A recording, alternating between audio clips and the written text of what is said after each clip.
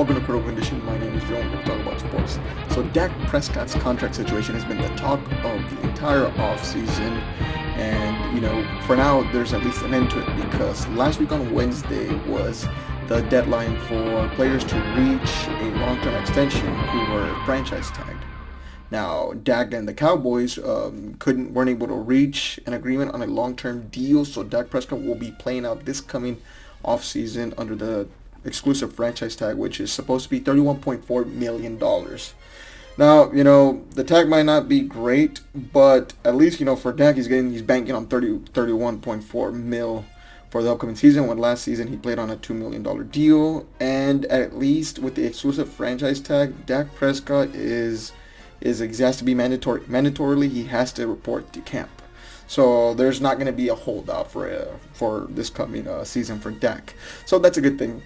But, a lot of people are throwing the Cowboys some heat, I guess, just because they failed to get the deal done, when in reality, the person who made the mistake here is Dak Prescott. The Cowboys made a last-ditch effort to offer him a reported deal between $33 to $35 million. It was at least $100 million guaranteed.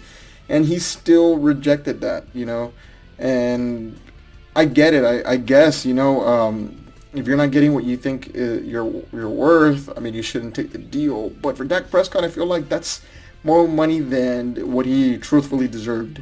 In my opinion, a lot of people are questioning, why aren't they paying Dak? He's had, 3 out of 4 winning seasons. He's never had a losing season. He's won 2 division titles. He already has a playoff win. He got it a lot faster than what Romo did in that era. But the problem with Dak is just the fact that, he's just not, plain simple, he's just not worth that money. Dak is a middle tier 800 quarterback. And that is just reality of it, okay? And I'm just not giving you an opinion. I'm giving you just a fact. Just because of the fact that he's had winning seasons doesn't mean it's a testament on who he is as a player. Blake Bortles hasn't had a winning season, for crying out loud. I do agree that, I guess he's got some good leadership and maturity qualities, but the NFL, if you want to get paid, you got to get wins, and then you got to win in January. And, he's failed to go far in January.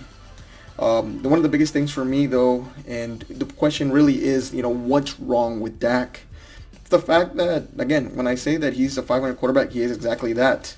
Reading in between the lines to those winning seasons that he had, the times that, a situation hasn't been perfect for Dak, and I've always believed that in order for Dak to be successful, you got to have the running game working. You got to have all the offensive linemen picking up their blocks. You got to have the defense performing at a high level. Your receivers got to be making some crazy contested catches. And it's just a situation that everything has to be right for him to win. For me, though, the times that things haven't worked his way, he struggled.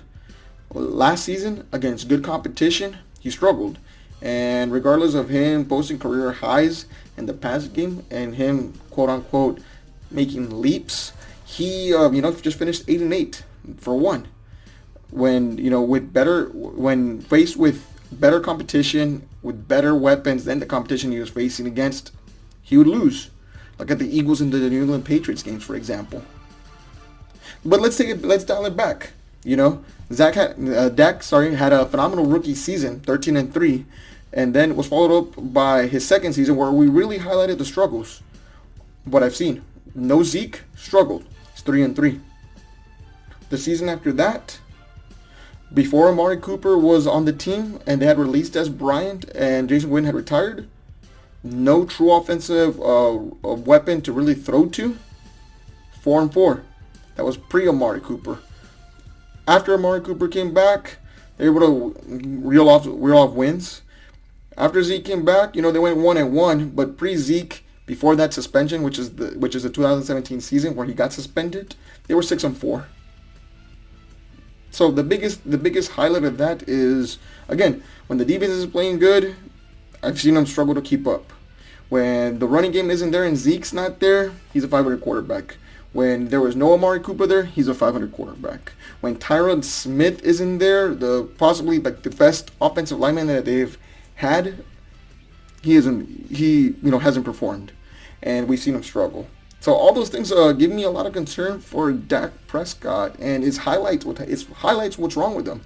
He is a quarterback that was taken in the fourth round, and he's played like a fourth round quarterback when that can overcome certain situations. And I don't blame him. It's not all on Dak. It really isn't all on Dak, because there's very few quarterbacks that can rise above dysfunction and terrible situations and go on to win.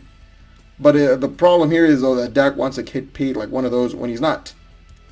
I understand that, again, we all want to make more than what our actual value is, but you have to understand certain limitations.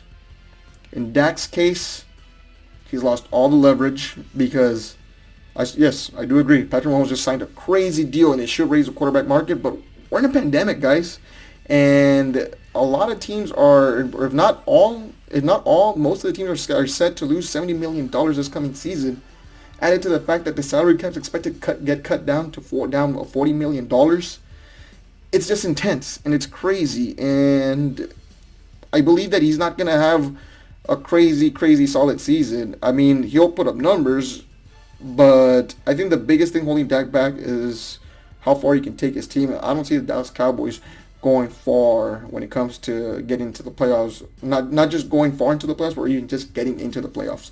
So again, that's my biggest takeaway with this situation. That's what I feel like is the problem with Dak. I think that he thinks he's better than what he truly is. And, he's not worth that money right now. And I think he just made a terrible mistake. Moving forward, I don't see any leverage for him there. Thanks for listening. Real quick, folks, just so y'all know, I'm still going ahead and doing that Amazon gift card giveaway.